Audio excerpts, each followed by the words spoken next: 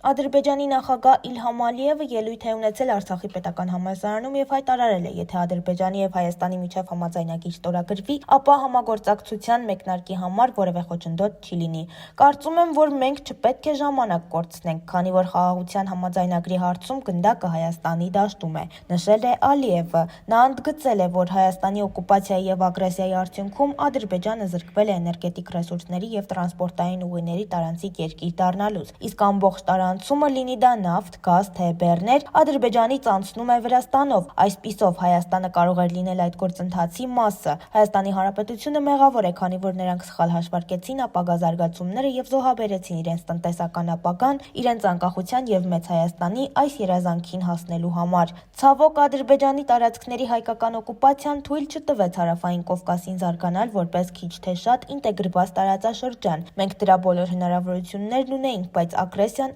ադրբեջանական ժողովրդի տառապանքները թույլ չտվեցին, որ դա տեղի ունենա, հավելել է նա։ Ադրբեջանի ղեկավարը նաև ընդգծել է, որ Կովկասում բաժանարար գծեր կառուցելու փորձերը միանշանակ հաջողություն չեն ունենա։ Նշենք, որ օկուպացված Արցախում ապրիլի 8-ից մեկնարկել է առերեսվելով նոր աշխարհակարգին թեմայով համաժողովը, որի շուրջ համախմբվել են ավելի քան 80 միջազգային փորձագետներ և 44 երկրների վերլուծական կենտրոնների ներկայացուցիչներ։